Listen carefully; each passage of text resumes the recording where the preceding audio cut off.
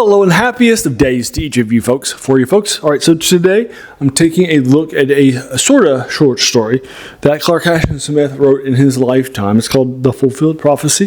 It wasn't collected, it wasn't even meant as a sort of to be published ever, or even as a complete short story. It was written sort of as a way for him to test the genres out as a younger person. And that sort of thing. So it actually wasn't meant for publication, or it's not even sort of a complete story, if you will. But this is the Fulfilled Prophecy. I wrote it for the first time on eldritchdark.com. I'll link it to you in case you're interested in checking it out too. Alright, so here's a reminder. Clark Ashton Smith, was somebody who published very, very early, particularly poem. He also did a lot of prose poems too, and that sort of thing. He's from the Bay Area and was considered by many to be one of the great, one of the final poets in American history. And that sort of thing was published heavily as poetry in San Francisco Bay stuff, like journals or magazines or newspapers and that sort of stuff. He was hugely influential and that sort of a thing. And then he turned his hand to sometimes prose poetry too, but oftentimes just prose, like this one. All right, so this is again the Fulfilled Prophecy. So basically, what's happening in this short story took me maybe 10 minutes for me to read on last Wednesday when I was going to church. Is that basically this person, somebody is investigating something called the Rajpunat of the Raja of Rajapur, R-A-J-A-Pur, and then he's going there, and apparently it fell centuries and centuries ago, and this is how it actually was fulfilled, on that sort of a thing. So we're going to be following it along with the actual, with a person who's interested in Indian history, and then he's going to follow it along, and he's going to find out from somebody else who's done expertise and show how it actually happened too. Make sense? And so the prophecy here is the downfall of Rajapur. It was at its height at the time that this person came along, if that makes sense, and then stuff is going to happen. Now there is, like I said, it sort of has an ending, not a very Clark Ashton Smith-y ending, like he's expecting, right? Something to change, right? Everything that happens that's predicted happens, right? Nothing changes, nothing modifies what was expected, right? Nothing like that. It's all what was what was predicted, right? And that sort of stuff. All right, so there you go. But again, you can check that out too for more information. Alrighty, so there you are. That is The Fulfilled Prophecy by Clark Ashton Smith. I don't know what to give it because again, it wasn't meant for publication, nor is it a traditional ending that you would consider Clark Ashton Smith's shocky endings and that sort of things. I think a 6 is fine. But your opinions may totally vary on your folks. All right. Remember, he is somebody who was writing at the same time.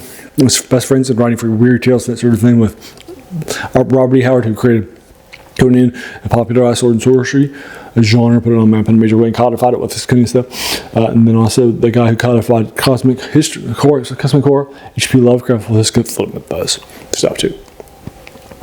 And those both have kept them in the genres, but Clark Ashton Smith has been heavily influential on modern stuff with fantasy. But he was definitely something more of a world crafter than a hero maker or horror giver, and that sort of stuff. So there you are. So just a heads up. But he wrote in the Cthulhu Mythos too. But his stuff tended to be more on the fantasy sides of things. All right. So there you go.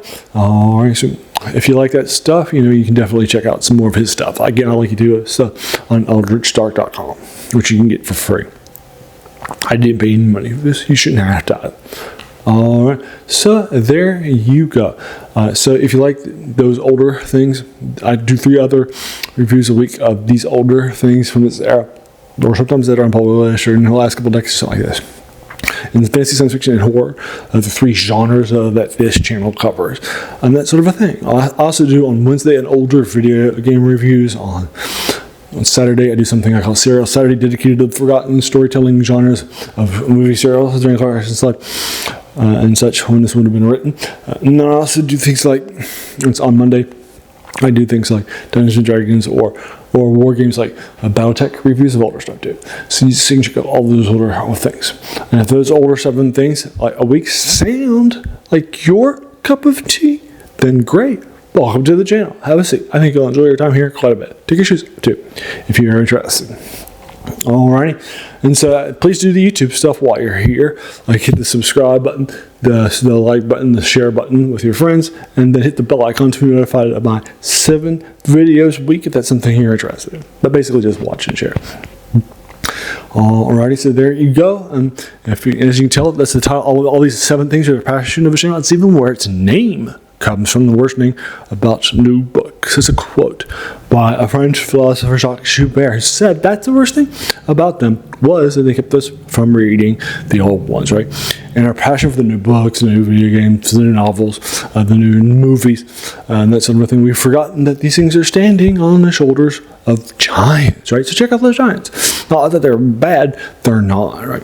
But in our passion for the new stuff, and the new sensations, we've forgotten to check out those older stuff. They're heavily influenced on it. Clark Ashton Smith heavily influenced on modern stuff, like Castle Lambert and stuff like that, and through 7 gaseous and stuff. All right, so there you go. I want to thank you so very, very much for just taking some time out of your day and investing it, right?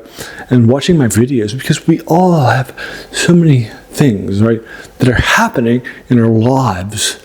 And we're pulled in so many different directions too, right? So the fact you spend this time with me, that's incredibly humbling. And I appreciate it so very, very much. So thanks again, and have an amazing day.